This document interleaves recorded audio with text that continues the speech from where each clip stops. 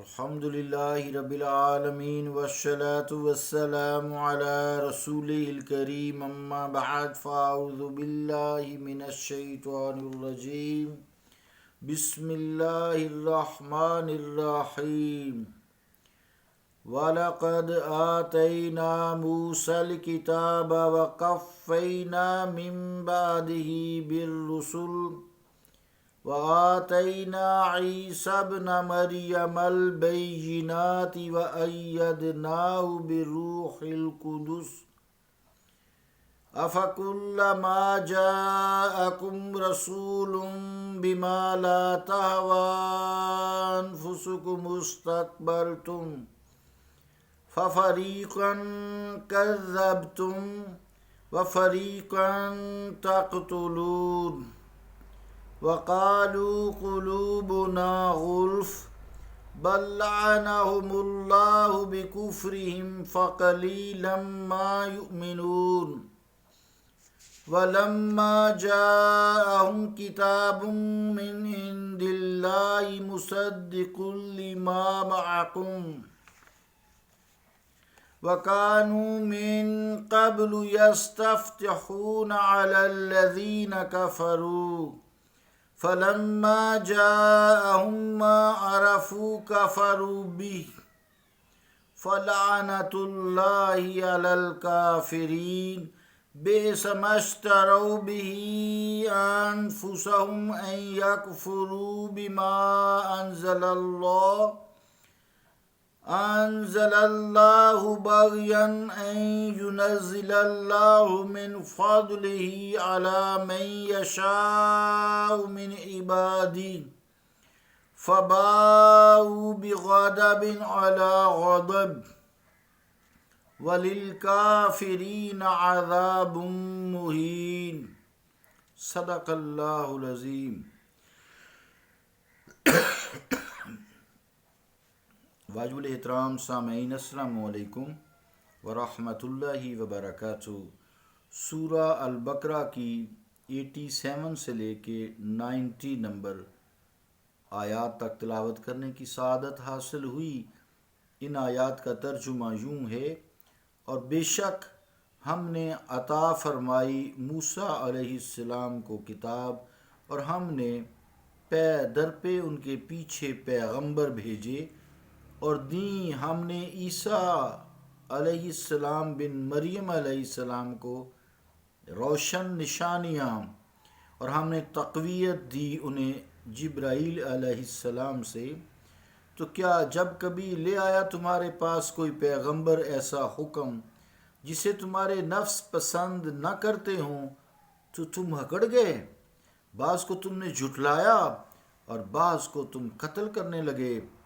اور یہودی بولے، ہمارے دلوں پر تو غلاف چڑھے ہیں، نہیں بلکہ پھٹکار دیا ہے انہیں اللہ تعالیٰ نے ان کے کفر کی وجہ سے، وہ بہت ہی کم ایمان رکھتے ہیں۔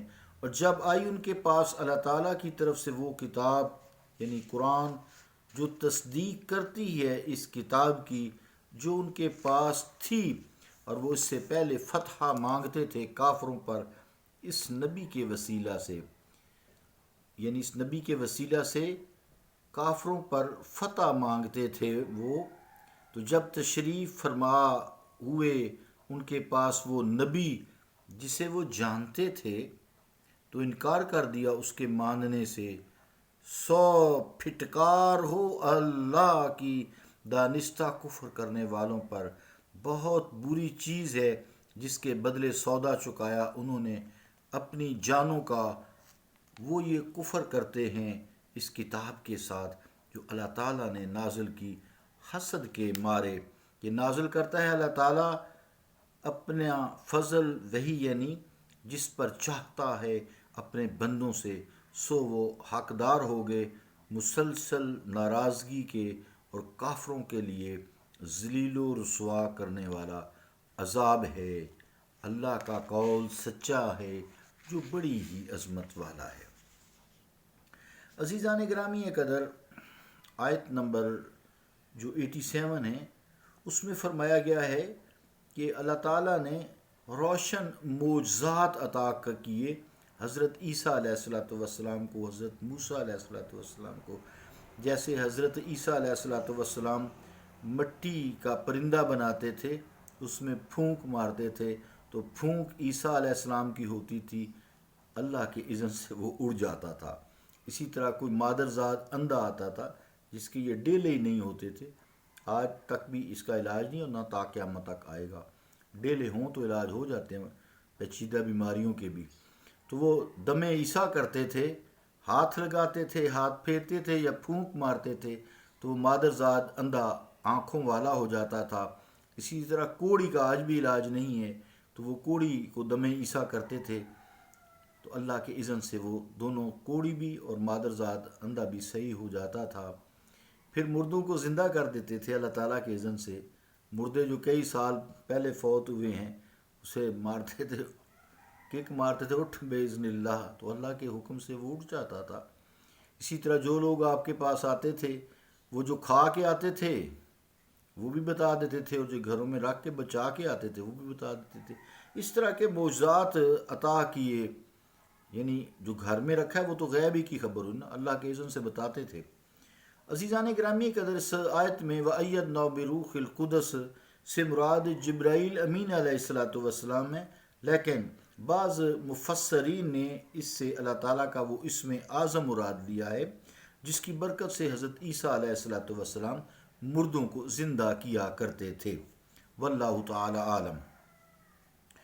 آیت نمبر 88 میں فرمایا گیا ہے کہ یہودی بڑے فخر سے کہتے ہمارے دلوں پر تو غلاف چڑھے ہوئے ہیں، اس لیے ہمارے عقائد بڑے محفوظ ہیں، کسی کا جادو بیان، کسی کی قوت استدلال، کسی کے معجزات ہمیں اپنے عقائد سے متزلزل نہیں کر سکتے.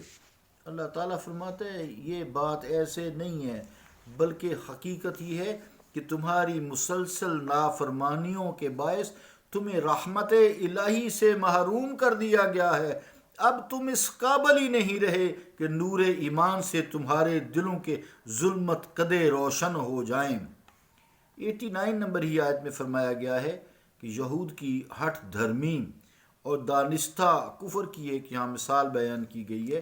حضور کریم علیہ السلام کی تشریف آوری سے پہلے یہود کا جو شیوا تھا، شعار تھا کہ جب کبھی کفار و مشرکین سے ان کی جنگ ہوتی اور ان کی فتح کے ظاہری امکانات بالکل ختم ہو جاتے، تو جب ختم ہو چکتے تو اس وقت تورات کو سامنے رکھتے اور وہ جگہ، وہ مقام کھولتے جہاں حضور علیہ السلام کی صفات و کمالات کا تذکرہ ہوتا، وہاں ہاتھ رکھتے اور ان الفاظ سے دعا کرتے اللہم انا نسألک بحق نبیک الذی وعدتنا ان تبعثہ فی آخر الزمان ان تنصرنا اليوم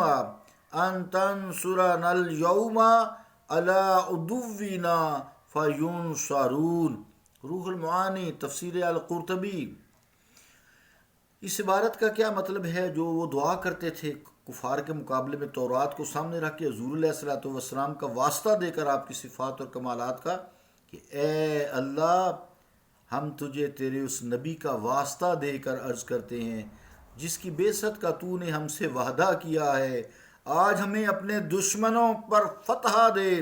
تو حضور پر نور صلی اللہ علیہ وآلہ وسلم کے صدقے اللہ تعالیٰ انہیں فتح دے دیتا. قرآن کریم فرماتا ہے کہ آج تک تم جس کا نام لے کر جیتے رہے اور جس کی برکت سے تم فتح یاب ہوتے رہے، جب یہ میرے رسول کریم صلی اللہ علیہ وآلہ وسلم جو ہیں اور میرے محبوب علیہ السلام جو ہیں اور تمہارے نجات دہندہ تشریف فرما ہوئے ہیں، تو تم نے اے یہود ان پر ایمان لانے سے انکار کر دیا. تف ہے تمہارے تعصب پر، تف ہے ایسے تعصب پر، حیف صد حیف ایسی حب جاہ و مال و جلال پر. صلی اللہ تعالی علی رسول خیر خلقہ محمد وعلی آلہ وصحابہ اجمعین برحمتک یا رحمت.